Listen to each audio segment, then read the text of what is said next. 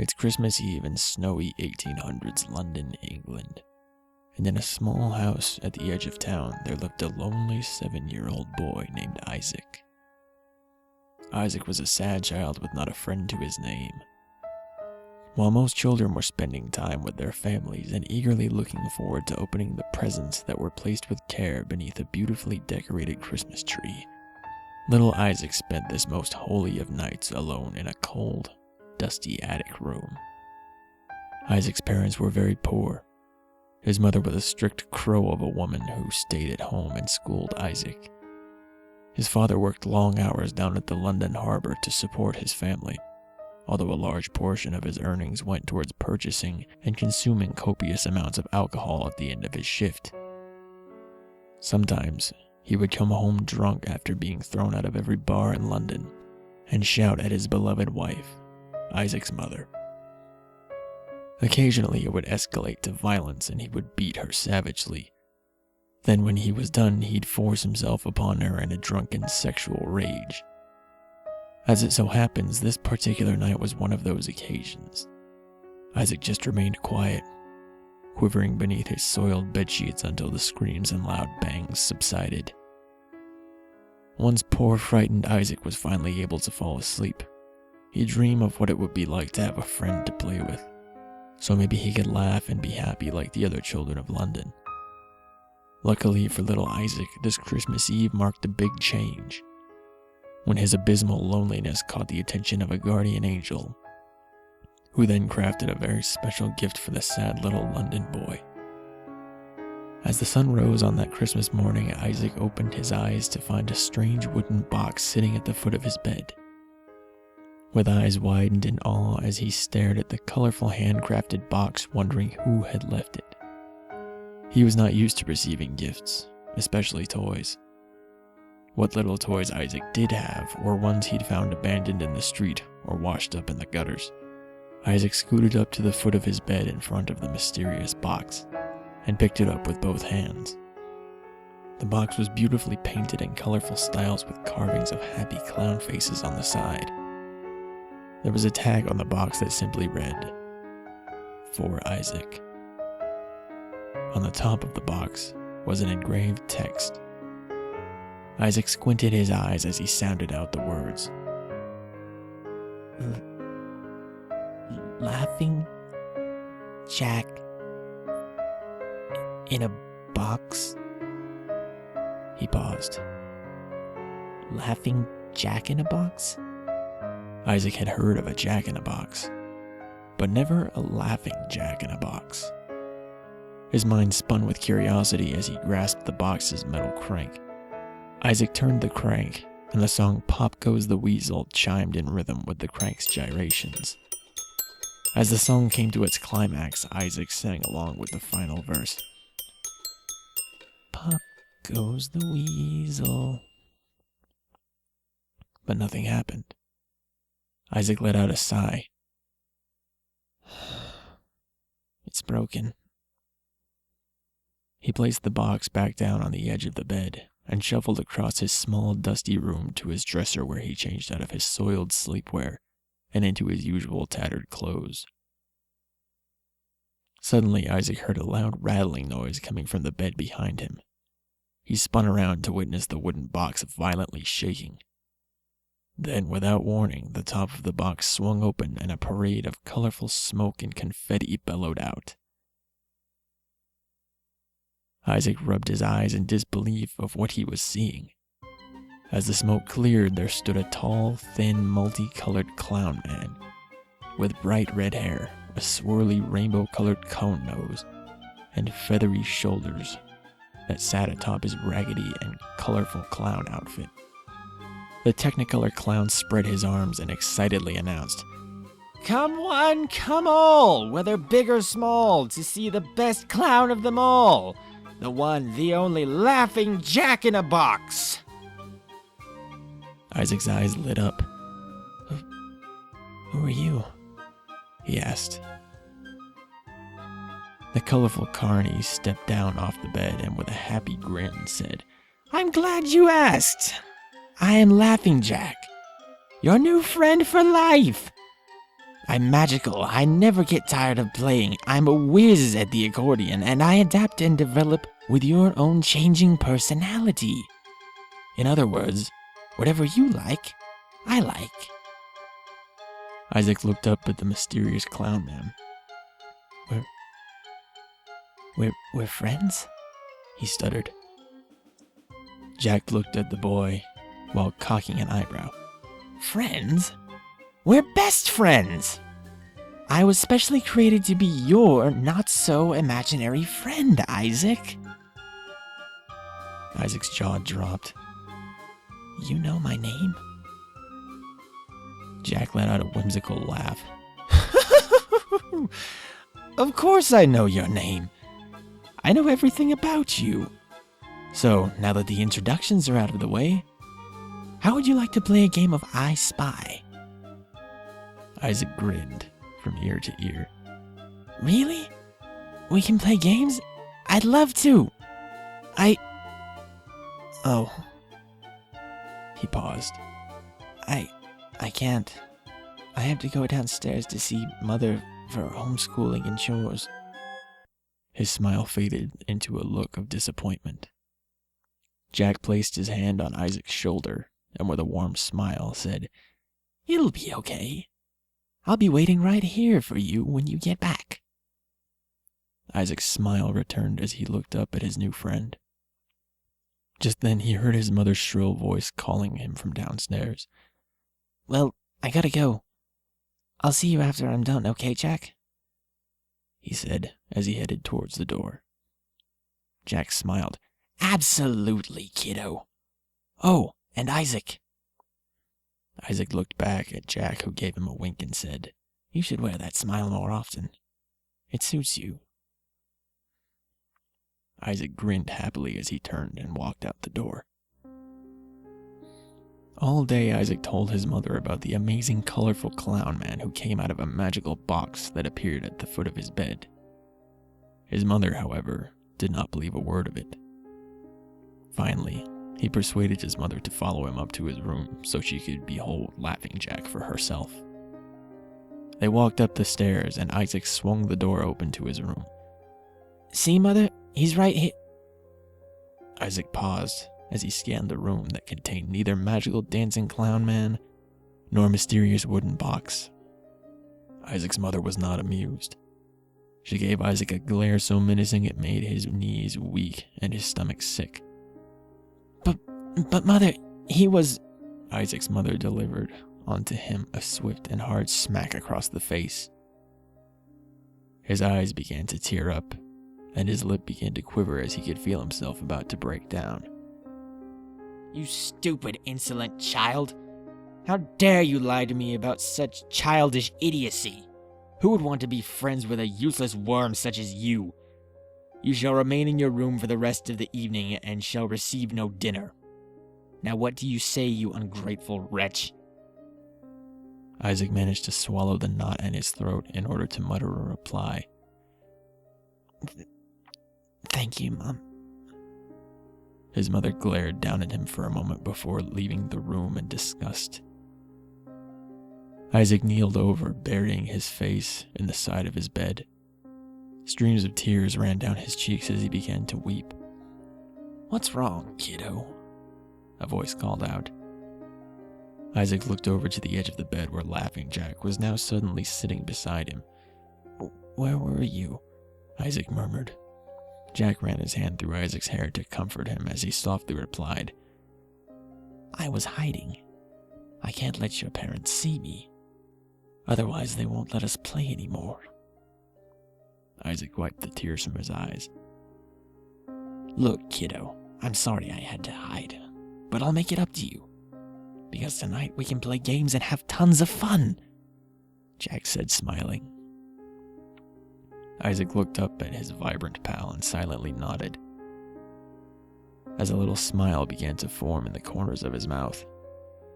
That night, Laughing Jack and Isaac played so many fun games.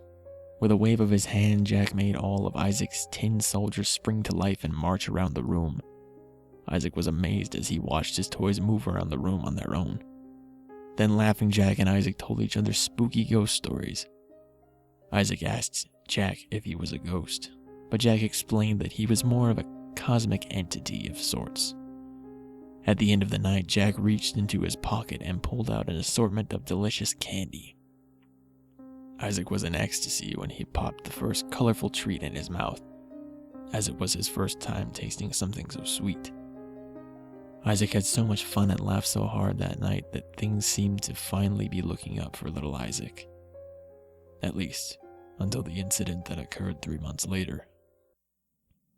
It was pleasantly warm and sunny in London that day, which was a bit of a rarity. So, with the help of a certain not-so-imaginary friend, Isaac was able to finish his chores early and was allowed to go outside and play for a bit. Things started simple enough. The duo were back behind the house playing pirates when Isaac spotted the neighbor's cat sneaking into their garden. "Yarg, we got an enemy spy off the starboard bow," Isaac yelled, captivated by fantasy and imagination. "Yo-ho! I'll get him, Captain Isaac!"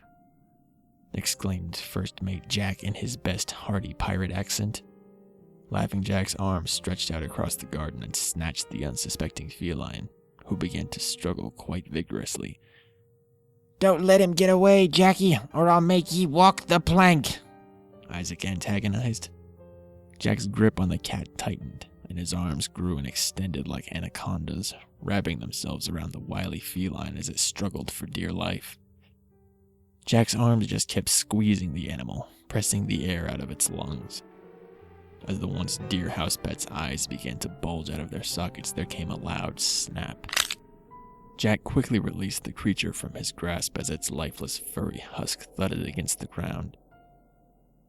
There was a hushed silence as the two observed the cat's now twisted and mangled corpse.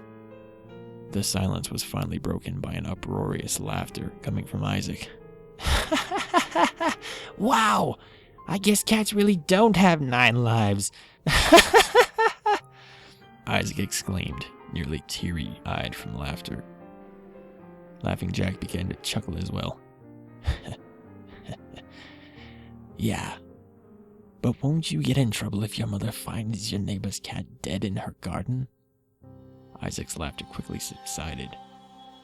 "Oh, no, you're right. I'll just throw it back into the neighbor's yard." Isaac panicked as he grabbed a nearby shovel and scooped up the broken cat cadaver before lobbing it over the fence back into the neighbor's yard. They quickly went back inside and up into Isaac's room.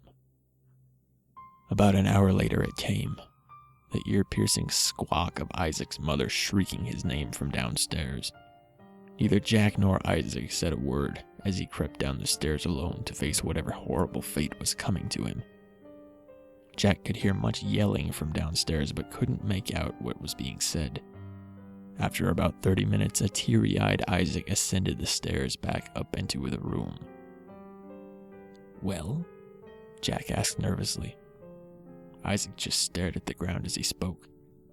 "I tried to tell her it was you who hurt the cat. She didn't believe me. Said you weren't real." Jack frowned, knowing this was all his fault. Isaac used his sleeve to wipe away his tears. "I'm being sent off to a boarding school. I'm leaving tonight. And you can't come with me." Laughing Jack's face turned to shock. "What? I can't come. Where will I go?" Isaac said nothing but pointed over at the beautiful colored box from where his friend had originated. "Back in there? But I won't be able to get out until..." Jack paused.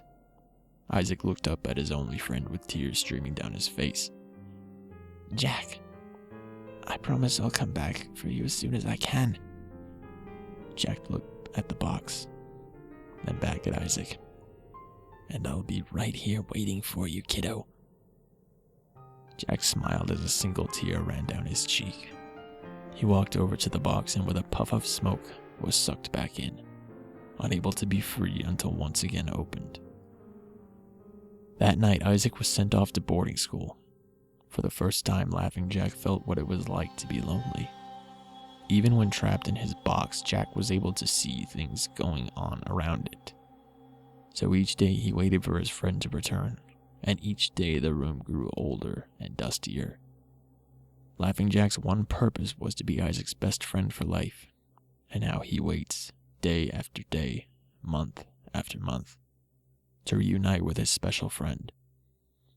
Isaac's parents still lived in the house, but never came to the upstairs room. The only time they made their presence known was when Jack would hear them fighting. Still, Jack's life became one of solitude, loneliness, and disappointment. As years went by, Jack's once bright, vibrant colors began to fade into a monochrome blur of pitch-black void and stark-white emptiness. Trapped all alone, eternal and hopeless. 13 years passed until the night Isaac's father came home, particularly drunk, and got into an argument with his wife as per usual. Things escalated to physical violence once again. However, this time, she didn't get back up. Isaac's father had beaten his wife to a dead, bloody pulp and was sentenced to hang at the gallows the next day. With both his parents dead, this meant that the now 20-year-old Isaac inherited the dusty old house he spent the earlier half of his childhood in. Laughing Jack was quite surprised when he heard his old friend's footsteps walking up the stairs to the attic room for the first time in 13 years. However, it was not the reunion Jack had hoped for. Isaac looked different. Not only was he older, but he also seemed to possess this odd, grim look on his face.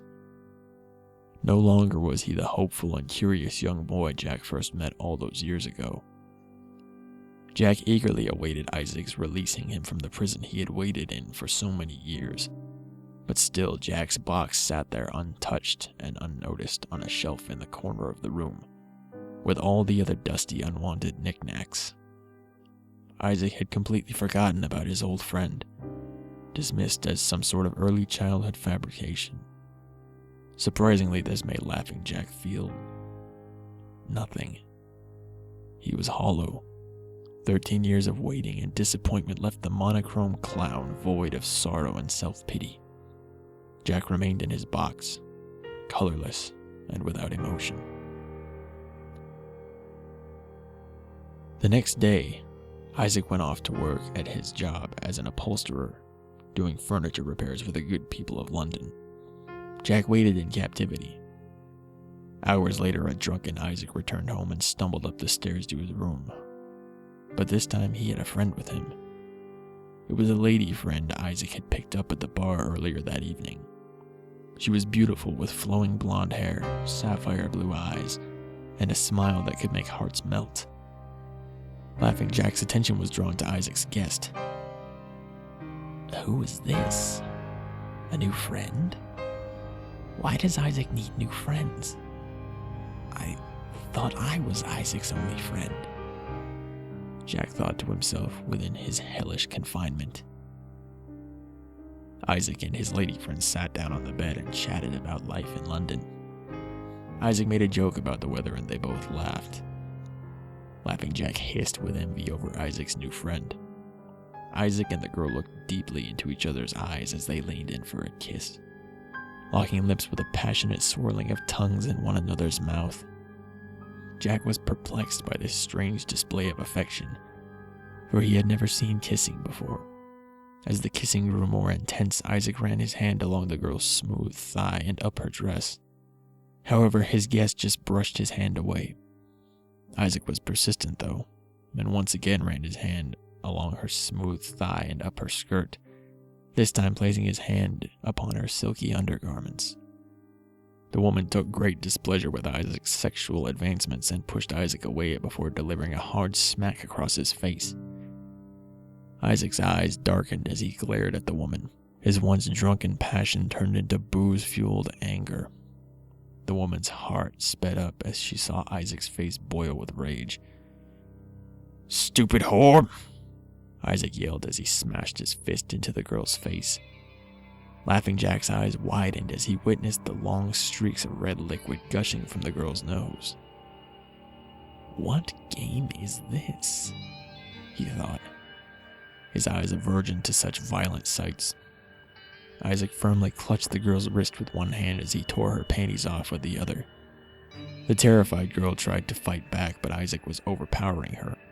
He roughly fondled her breasts before savagely grabbing her hair and forcing his tongue down the sobbing young woman's throat, who responded by chomping down as hard as she could on Isaac's tongue.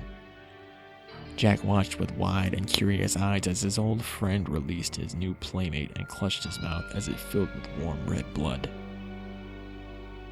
The frightened girl fell off the bed and dropped down on the floor as she scurried toward the exit. Isaac quickly lurched forward and was able to catch his fleeing plaything by the end of her dress. Reaching back, he wielded a lead candlestick off the nightstand beside him, and with all of his might bashed in the back of the young woman's head, which burst open like a ripe watermelon. Thick blood splattered across the room as the girl's body convulsed on the ground for several seconds before going completely still. Blood was everywhere. Some droplets even managed to get on Laughing Jack's box, who was very much enjoying the show.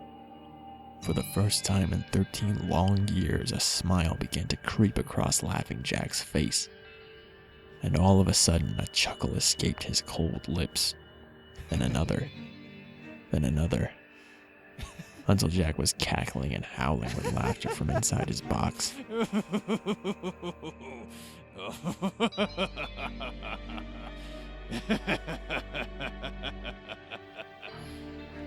What a wonderfully fascinating game, Jack thought as he watched the motionless girl's golden blonde hair flow red with blood. As the adrenaline began to mellow, Isaac realized he had to dispose of the body. He picked up the girl's lifeless corpse and plopped it on the bed. He then left the room, closing the door behind him and locking it before leaving the house. He returned almost a full day later and re-entered the room, bringing with him a metal garbage can and his bag of upholstery tools from work. He then cleared everything off of the wooden desk on the wall opposite to the door, and then dragged the bed with the bloody corpse into the middle of the room. This not only gave Isaac room to work, but also gave Laughing Jack a front row seat to the whole spectacle. Jack watched with a big, unfading grin as Isaac played his new game with the soiled corpse. Once Isaac was all set up, he got to work. First, he dumped out the contents of his big black tool bag onto the work table behind him. An assortment of knives, hammers, pliers, and other tools was now laid out before him. His first pick was a curved upholstery knife, which he used to carefully skin the body. That skin was then placed on racks to be stretched and turned into leather. Once that was put in place, Isaac then used a handsaw to saw off the arms, legs, and head, disturbing the home of several families of maggots in the process. After filling the garbage can with bleach and other vile chemicals, he submerged the limbs until the meat was stripped from the bones. Isaac fished the bones out of the soupy corpse juice and placed them on the work table. Then, in the cover of night, he brought the trash can outside and dumped the rotten remains into the London sewers to be swept away into the harbor. For the next 3 days, Laughing Jack watched with wonderment as the inspired Isaac crafted the once human anatomy into a grotesque armchair abomination. The femur was made into the back legs of the chair, while the tibia, with the feet still attached, of course, was made into the front chair legs. A wooden frame was used for the base and backing of the chair.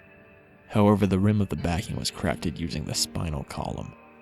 The arm bones were used as the arms of the chair, and were fastened in place by some ribs.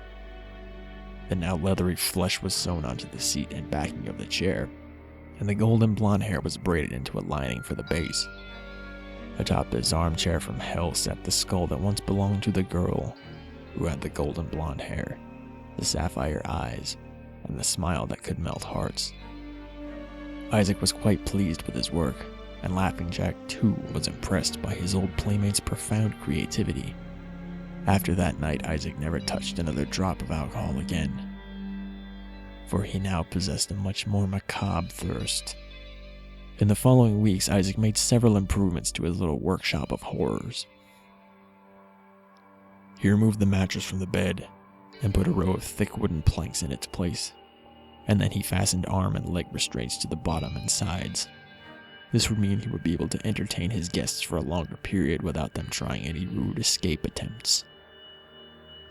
Isaac needed only one final thing before planning another grotesque party. He worked on it for a week straight, hand carving it out of wood. After a coat of white paint was applied, Isaac's creation was complete. It was a wooden mask resembling something one would wear at a Venetian masquerade ball. It had a furrowed brow and a long troll-like nose, and would allow him to strike fear in the hearts of his beloved guests. With his new face complete, and the room transformed into a bloody murder nest, it was finally time for Isaac Lee Grossman to bring home a new playmate.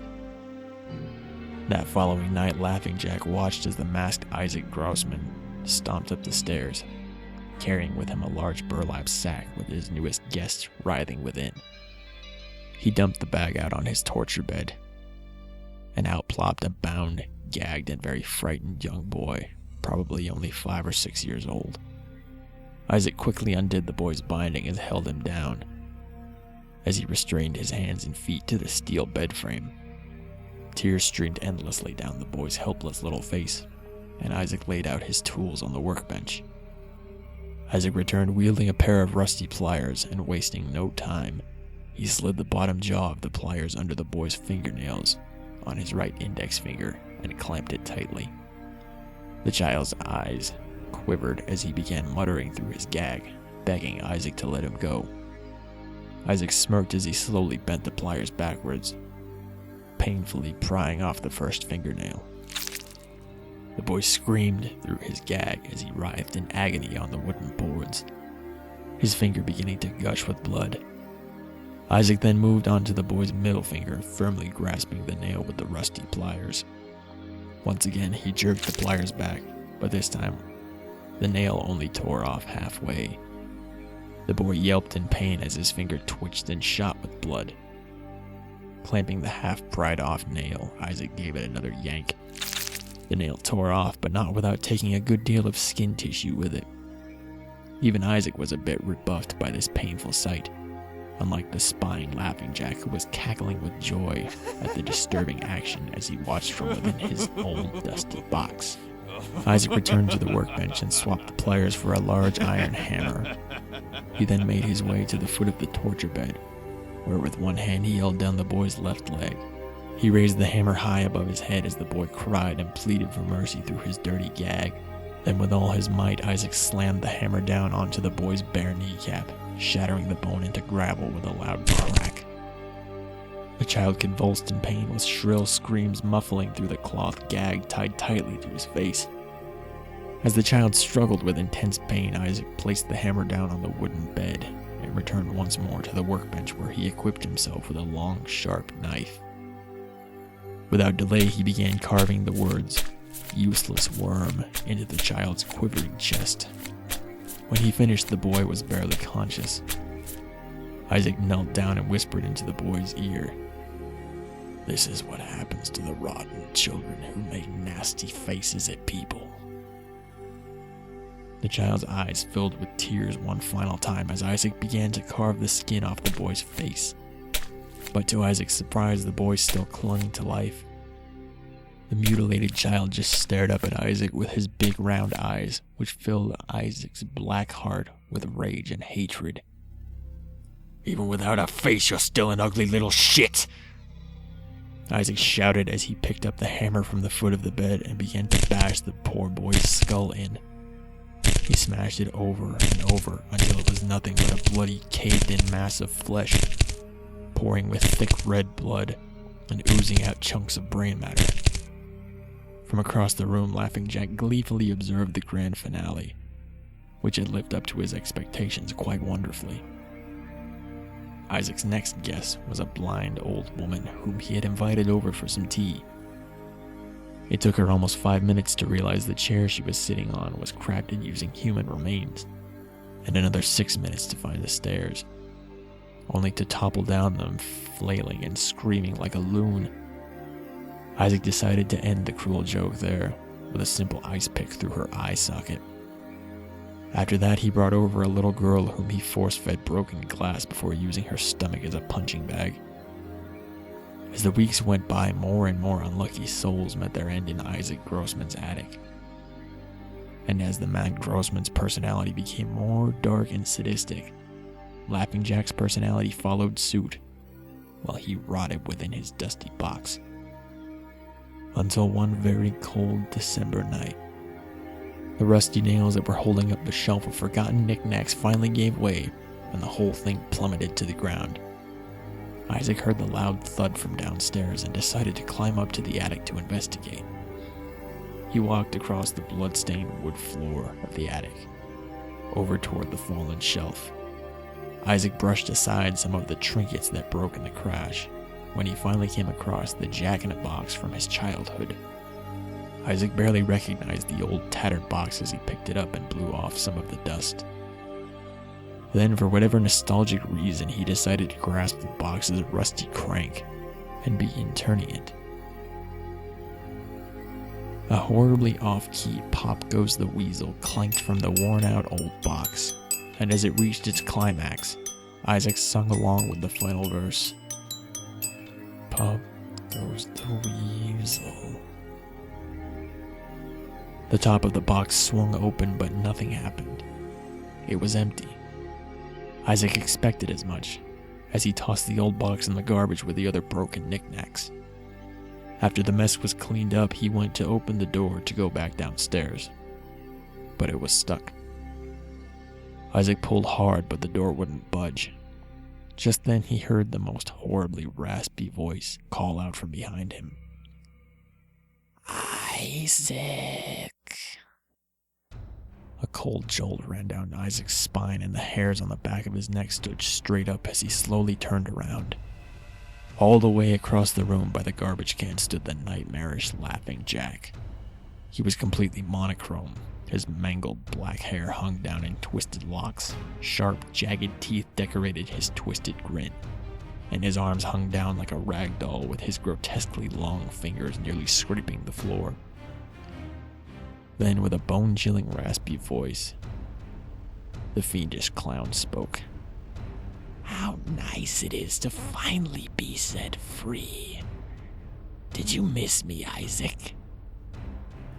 Isaac was paralyzed in fear.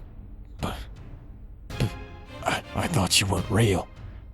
Imaginary. Isaac stuttered. Jack replied with a long, horrifying cackle. Oh, I'm quite real, kiddo. In fact, I've been waiting such a long time for this day to finally come, when I can play with my best friend for life. One last time. Before Isaac could reply, Jack's long arms stretched across the room and wrapped around Isaac's legs.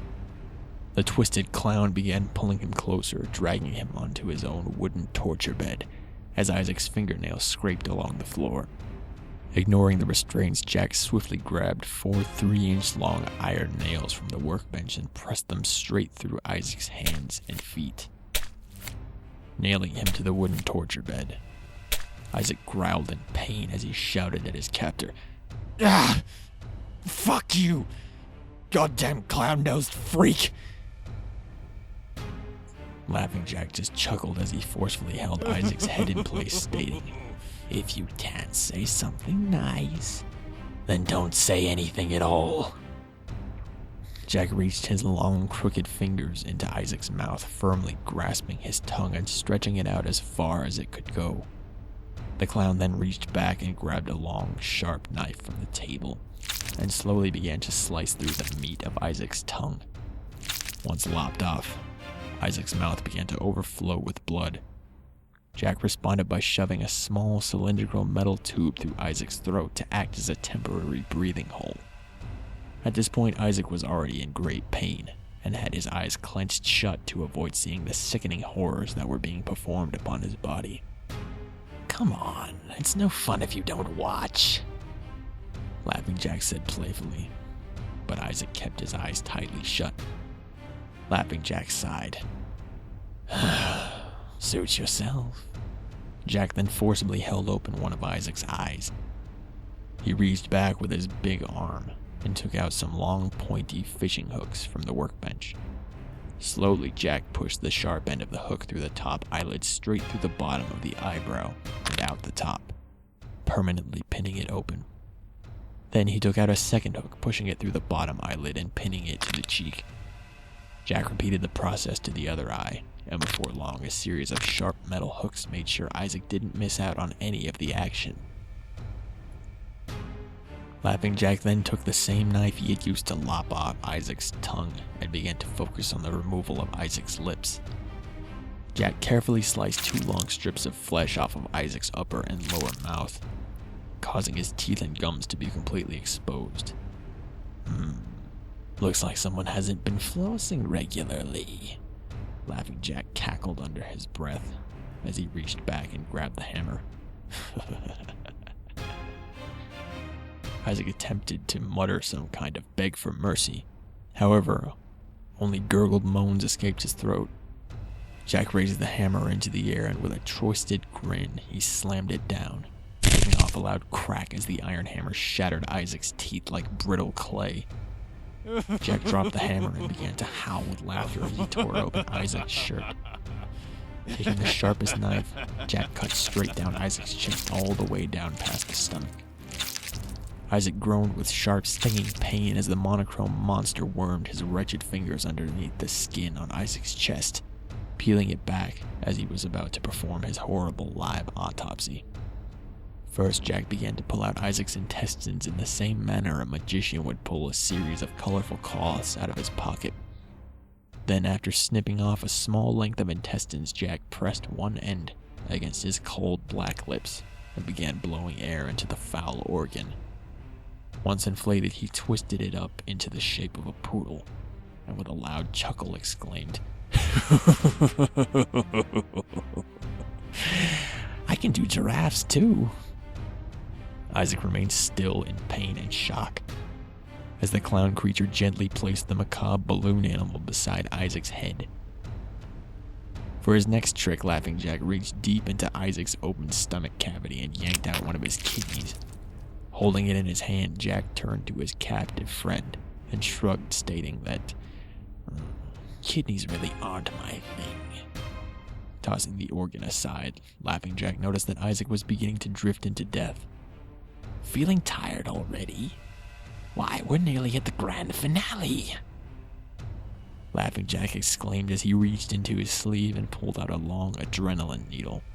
This ought to perk you right up. Jack shouted as he slammed the needle into Isaac's retina and injected the liquid into his right eye socket. Jack wiggled and twisted the needle further into his old playmate's eyeball, as Isaac was reeled back into life to the feeling of a sharp needle scraping the back of his eye socket. With a sinister chuckle, Jack yanked out the needle, pulling the eyeball out with it. Isaac's right eye now hung out of its socket by the eye stalk as it dribbled down the side of his face. Jack smirked. Well, now that I have your full attention.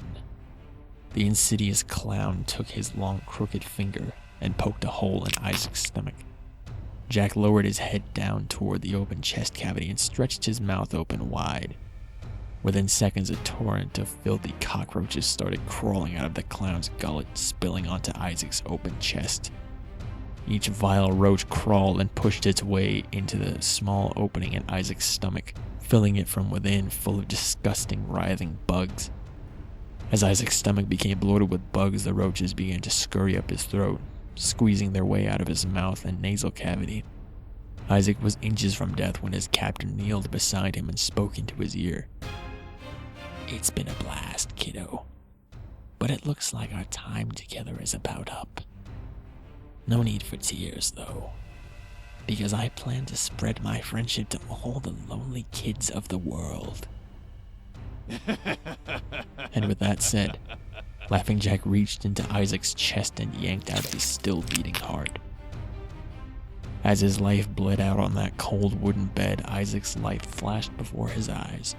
He saw his mother, his father, the boarding school, his victims, And the last thought that fluttered through his mind was of that very special Christmas, where he woke up to find a beautifully hand-carved wooden box that contained his very first friend.